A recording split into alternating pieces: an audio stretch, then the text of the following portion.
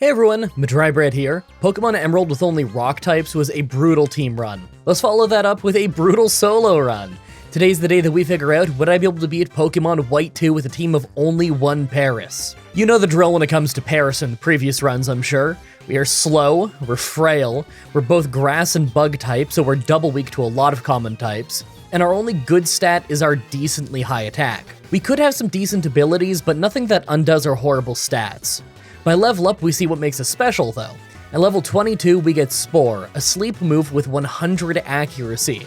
Its usefulness is kind of offset by how slow we are, but it's pretty much the one big thing that we have to try and keep ourselves from instantly fainting to just about everything. The rest of our level up moves are just kind of alright at best, until X-Scissor at level 54. That's a decent move. By TM, there's a decent amount of moves that we could learn, but not much that we're interested in.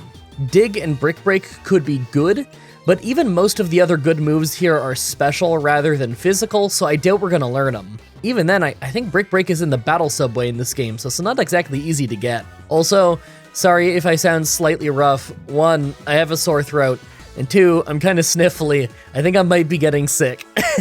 Like always, I'm writing this script as I go through with the challenge, so this part is being written before I've started. Everyone comment down below and guess if I can win or not. I really don't know if winning this is possible. The Elite Four are really hard in Gen 5, and we're extremely frail and slow. Even at level 100, it really wouldn't shock me if we get totally stuck. Let's explain the rules. In combat, I can only use Paris. I'll need other Pokemon to use HMs, but I won't be allowed to use any of those Pokemon in battle. No glitches or exploits, no items in battle, only Pokeballs, held items, and items outside of combat are allowed. Also, if you enjoyed this video, be sure to like, subscribe, and ring the bell for more. Let's do this. So right off the bat, I use the Universal Pokemon Randomizer to replace Snivy with Paris so that we can do the whole run with it. I name him Paraspector, like last time. Everyone go sub to Paraspector, fun channel. Anyway, we have an Adamant nature, so more attack and less special attack. I had to reset like 20 times to get it, but it was definitely worth it. Also, I recorded this footage a few levels late, because I kind of forgot to do it when I first got the Paris, because I'm bad at this. I'm sure you've seen me do that several times in the runs, though. So normally, the early game is pretty easy, but I'm actually kind of worried about how things are gonna go. Yeah, our rival in the normal gym probably won't be too bad, as long as I fight a lot of wild Pokemon. But we have the Poison Gym, and we're actually weak to Poison.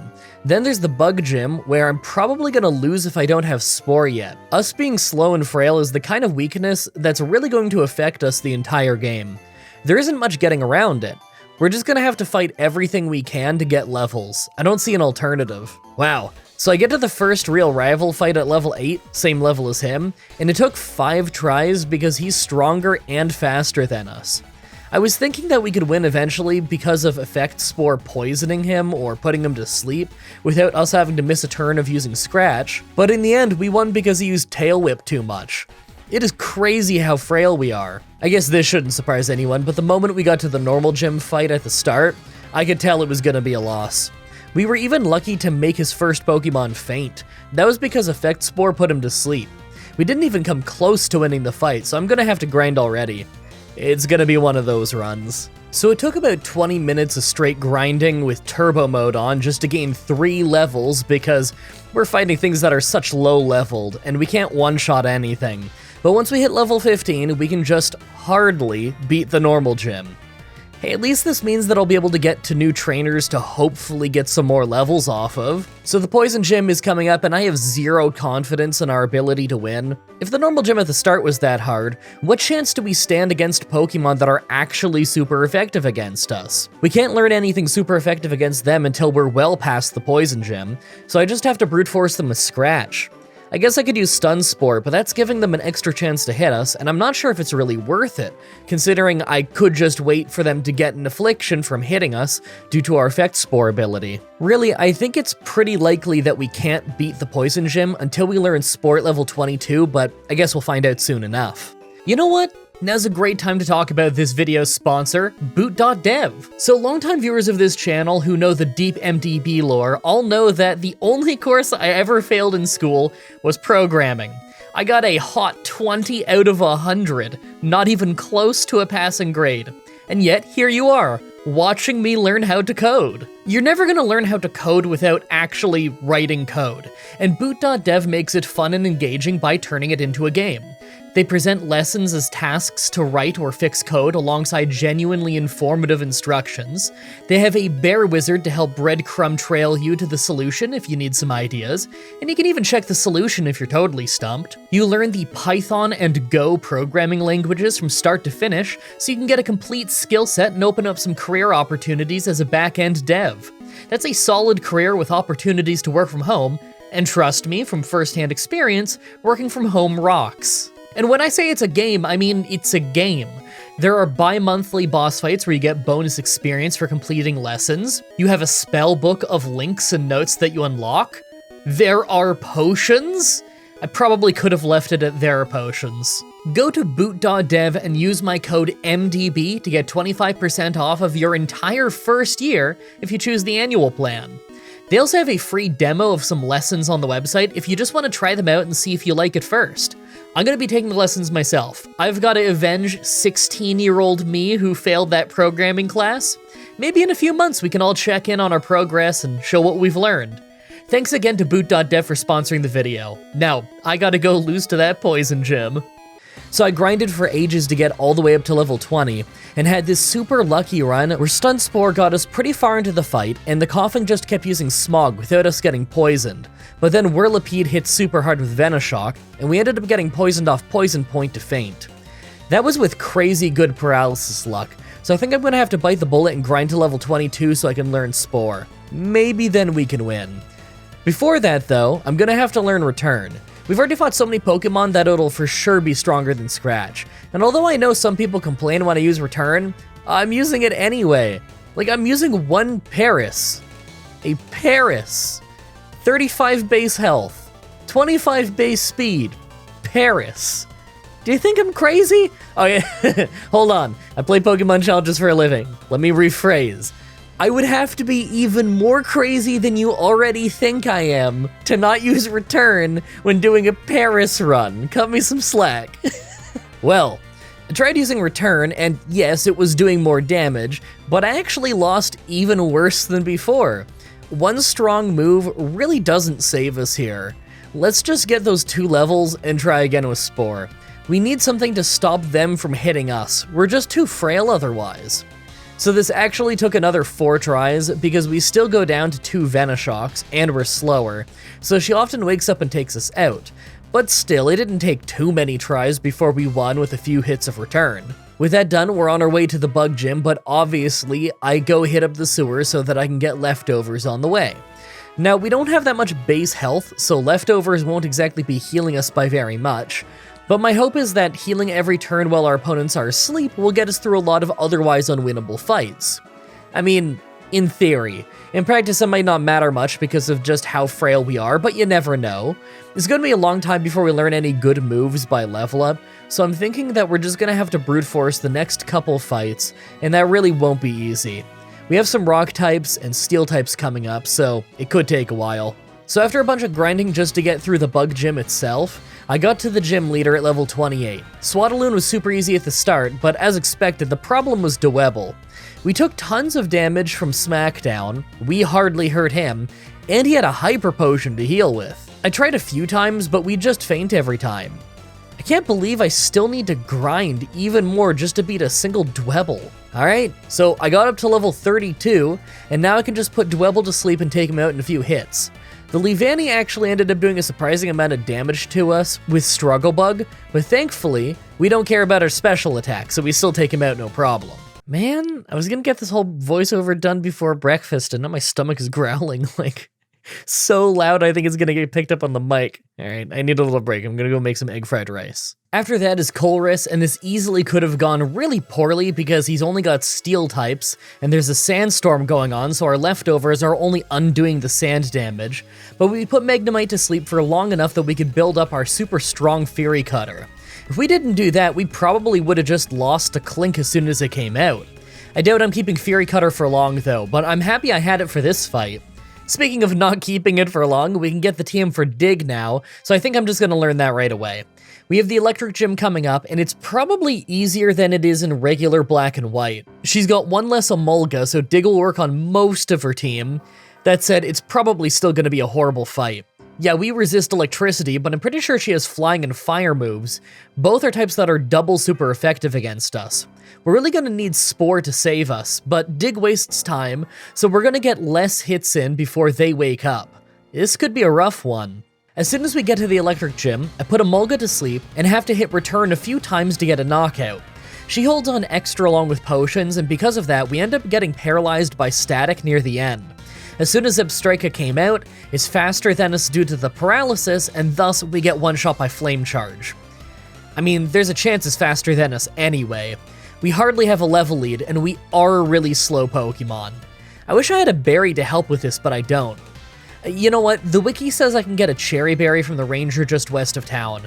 Let me go get that and then try again. Who knows, maybe I'll actually be faster than Zebstrika and could just one-shot it with Dig. Nope, never mind. Next try, and we don't even get paralyzed in the first place, but we still don't outspeed Zebstrika, and so we get one shot.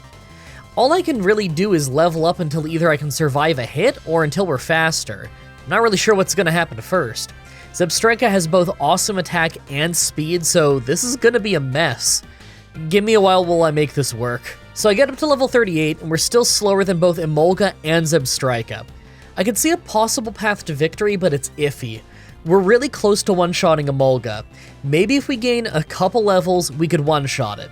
Once we do that, I'll ditch the Cherry Berry to get leftovers again, and hopefully, the healing will be enough that we could survive a Flame Charge. I doubt we could, but I want to at least try. Well, 2 levels later, and we do indeed land a one-shot on Emolga, but it doesn't matter because we're still getting one-shot by Zebstrika from nearly full health. I just have to keep going until either we're faster or can take a hit. This really might take a while. I must nearly have maxed out our effort values by now, right? Like, I can't use this protein that I have, but that just means that we can't get more attack effort values. I may not have maxed out on other stuff yet. Okay, level 43, and it looks like Emolga just uses Volt Switch every time now. So I open with Dig so that I can one-shot Zebstrika. Flaffy right after is also a one-shot, although we do get paralyzed, but because Emolga doesn't seem to have any flying moves, we take it out just fine. Crazy how it's one of those fights where a winning run looks effortless, when we were getting one-shot every time before this. But I guess that's pretty normal for runs where we're this frail. Will the ground gym go any better? So I lost this fight a few times due to randomness before I got this attempt. First is Crocodile, who always lowers our attack with Intimidate. On most tries he starts with Torment, but on this one he just hurt us, but it didn't matter. We could Leech Life to get our health back as we took him out. Second is Excadrill, who hit us with a Rock Slide that nearly one-shot us, but we crit a Dig to take him out.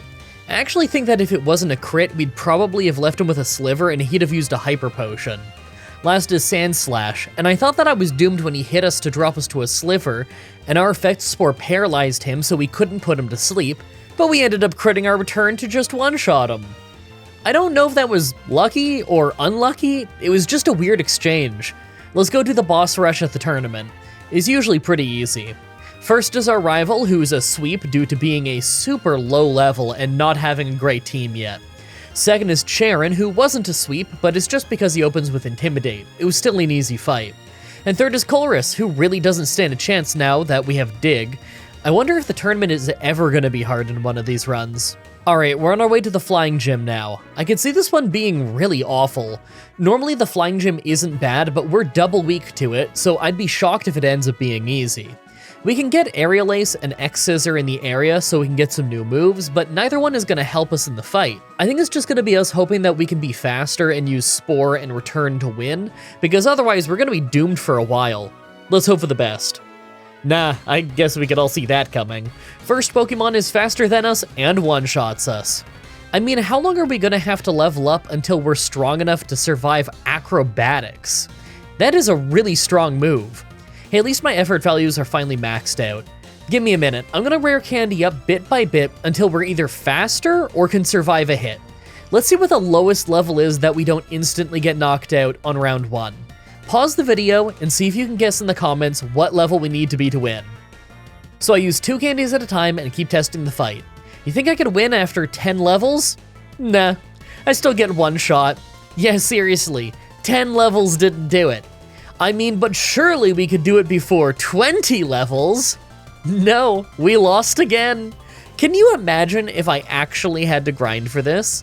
This is Gen 5, you get diminishing returns when grinding. This alone would have taken more than a day to grind 20 levels like this. You ready to see what level we actually have to be to survive just one hit? We started the fight at level 46, and now here we are all the way at level 72, and we can survive one hit. The amazing point is it doesn't matter though, because even with Spore not working due to effect Spore paralyzing her, then we just one-shot her, so we get 2 turns of leftovers healing us. Swanna outspeeds us and one-shots us right after. I think it's actually impossible for us to win this fight until we're faster than them. I'm kind of amazed that we aren't faster than Swanna just because our level is so high. I figure that as soon as we're faster than Swanna, we stand a chance. I already know we'll be faster than Skarmory at the end. I guess go ahead and guess what level we'll be faster than Swanna at. I'm gonna say 76. I was so wrong you wouldn't even believe it. We weren't faster than Swanna until all the way at level 84. Again, we got to this fight at 46, now we're 84. Swanna was a one-shot, and Skarmory woke up early from Spore to hit us, but we're such a high level that her not having acrobatics meant that she couldn't take us out. I can't believe how that fight went. Well, I guess we're on the road again. I mean, part of me wants to say we're gonna breeze all the way to the Elite Four because we're such a high level now, but I really can't be confident in saying that. I mean, did you see how long we just got brick-walled because they had a couple of good flying-type Pokemon? What happens if we run into any other strong flying or fire types? This exact same situation could just happen again later, as soon as we run into something like a Chandelure. I'm seriously doubting that we can win the run after how that went. I want to at least make it to the Elite Four. I fully think we'll get brick-walled while we're in there, but if I can at least make it that far, then I'll be happy.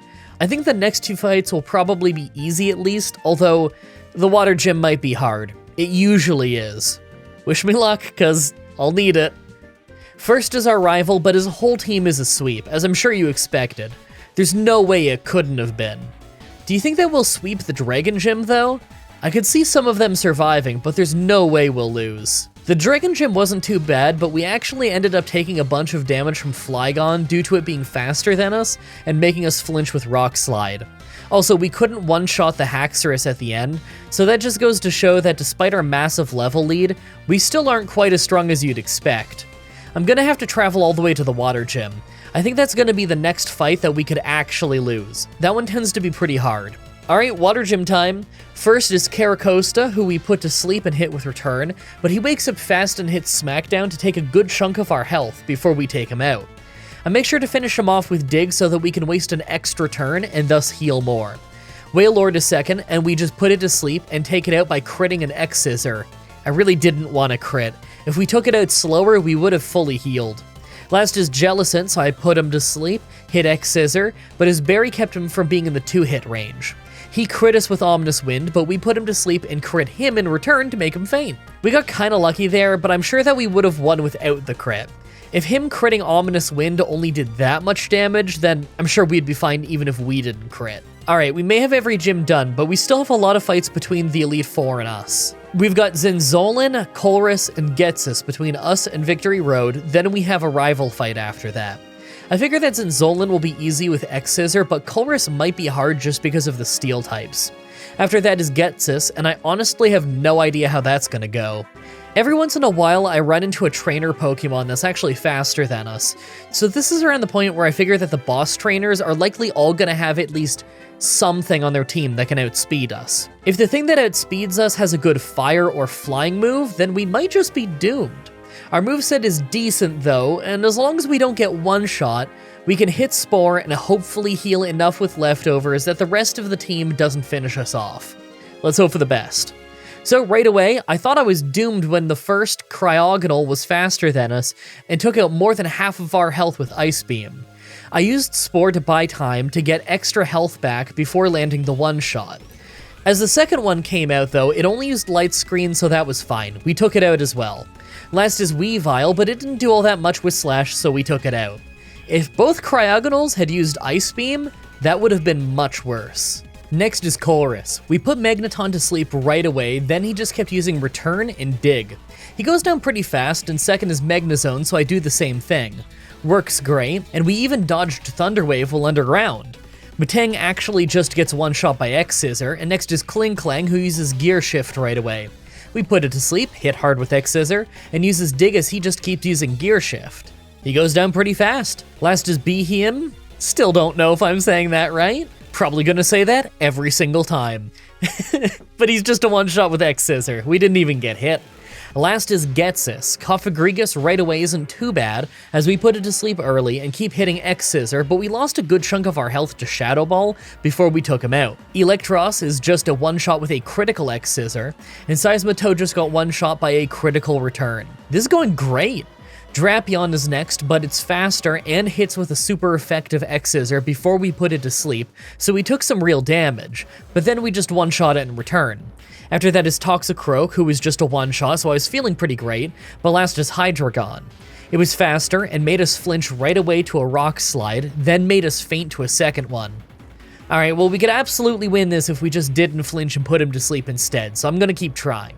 So it actually took 3 more tries just due to bad luck on getting crit really early in the fight, but eventually we got back to Hydreigon and didn't flinch to a Rock Slide, so we scored our one shot. I'm just really happy that we probably are actually gonna make it to the Elite Four.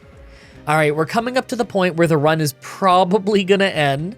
Our rival may not be too bad, but I don't think we're getting past the Elite Four. I just don't see how we're gonna do it. We're just so slow and frail. If anything is faster than us and hits hard enough, then we're pretty much done. Actually, something that happened in Victory Road itself pretty much confirmed it for me. This one random trainer in Victory Road outspeeds and one-shots us with an Air Slash from Siglith, so I guess I'll have to use some rare candies just to beat a random trainer. We're totally doomed at the Elite Four, aren't we? I wish I had a Quick Claw to maybe get around this, but it's actually really hard to get in Gen 5. 5% chance on a few Pokemon to have one, so that's probably not happening. Well, this isn't good. I'm level 100 now, and we're still slower in getting one shot every time. I don't really have any good way to win this fight. I'm like 99% sure there's other paths I can take to get past her, but Caitlyn in the Elite Four, doesn't she have a Sigalith? I think we're doomed. Okay, I did find a pathway that went around this trainer, but I think I've pretty much resigned myself to a loss at this point. I'm gonna try and beat as much of the Elite Four as I can, but I'm convinced I won't win.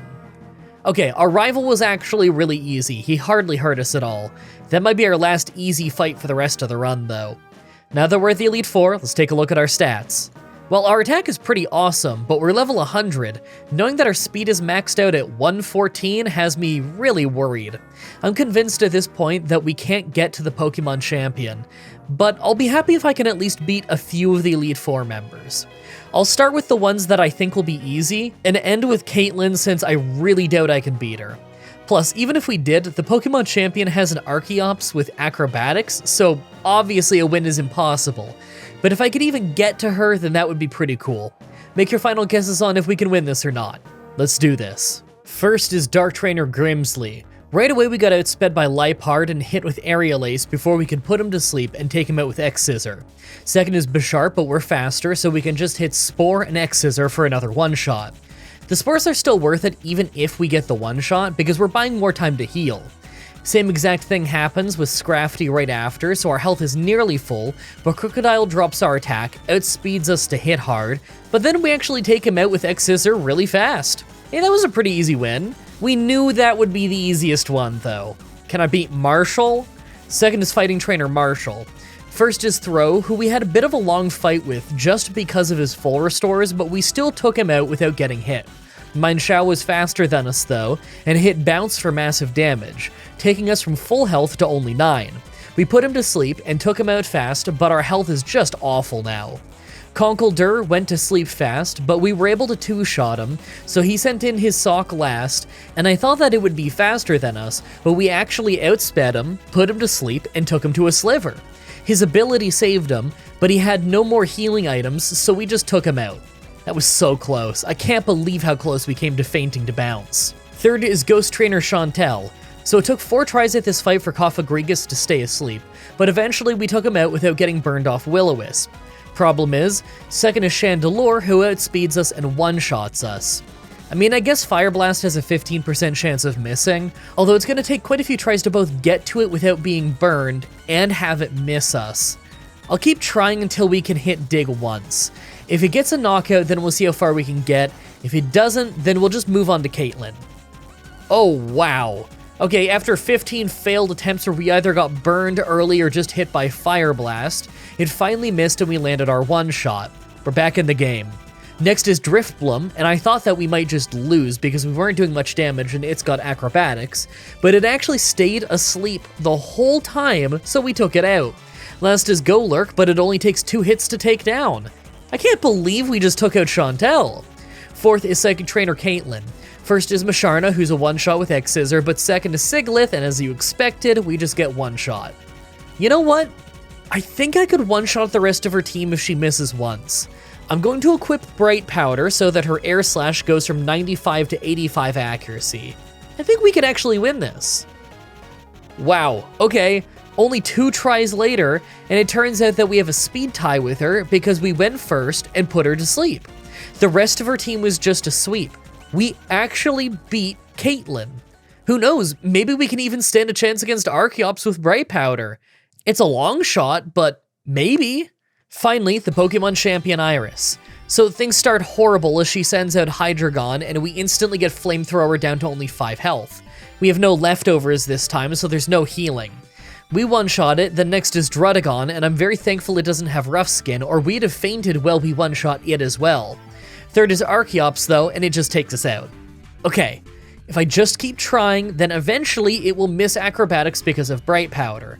I'll probably still lose, but I want to at least try and see what happens. So it turns out this is pretty random because sometimes Flamethrower one-shots us and sometimes Druddigon doesn't get one-shot, but it just takes a few tries later and Acrobatics missed and we got lucky enough to keep it asleep long enough to get a knockout.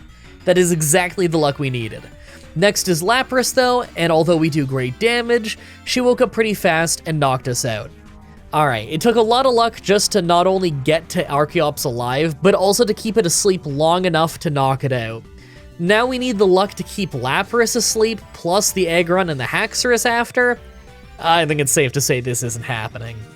Man, what a run though. It went from pretty hard to pretty easy to a hilarious roadblock at the Flying Gym, smooth sailing for a while, then just the most insane Elite Four. I'm not even upset that I couldn't win in the end, because I was so sure that I wasn't gonna beat Chantel or Caitlyn. I wish I had remembered that I had Bright Powder earlier, because it totally would have sped things up against Chantel. I really hope you guys like that run. The next Pokemon Challenge should be up next week on Saturday, like usual, with Pokemon Gold with only bug types. That was one of the runs that you guys voted on Patreon. As always, I'm looking at your suggestions in the comments, in the challenge request section of my Discord channel, and on Twitter. Subscribe, ring the bell, stay tuned. So, outro time. I've been feeling a little bit less sick as this is going on, although my nose is still pretty plugged, but look, it's like that all the time. But my voice is so wrecked. I streamed for like 4.5 hours last night, and I was not planning to. I was planning on streaming for like an hour. I did like just a hanging out with you guys on camera and talking stream for 4.5 hours. That was on YouTube. Usually if I'm streaming to just like hang out and talk to you guys and not do any gaming, then I'll do it on YouTube. You can see it in the live section of my YouTube channel right now. It's, you know, they're all just uploaded there after if you want to watch it or listen to it podcast style while you do chores or whatever. It was a real fun time. I want to do that more often. It's just, you know, I couldn't sleep and it was midnight and I streamed until 4:30 in the morning. I don't think I fell asleep until like 6:30 or 7 in the morning. Woke up at like 2 p.m. Yeah, my sleep is off the rails again. I fixed it and it was fixed for a while and then now it's not fixed and I'll probably fix it again. Whatever, I'll survive. Now I'm gonna get this thing edited today so that I can get it up on Patreon earlier than I've been getting it up lately. Because I've been getting it up lately on Saturdays. I wanna get it up today, which I'm recording this on a Friday. The earlier I can get it up, the nicer that is for you guys who pledge on Patreon. Thank you everybody so much for watching, and until next time, have a nice day.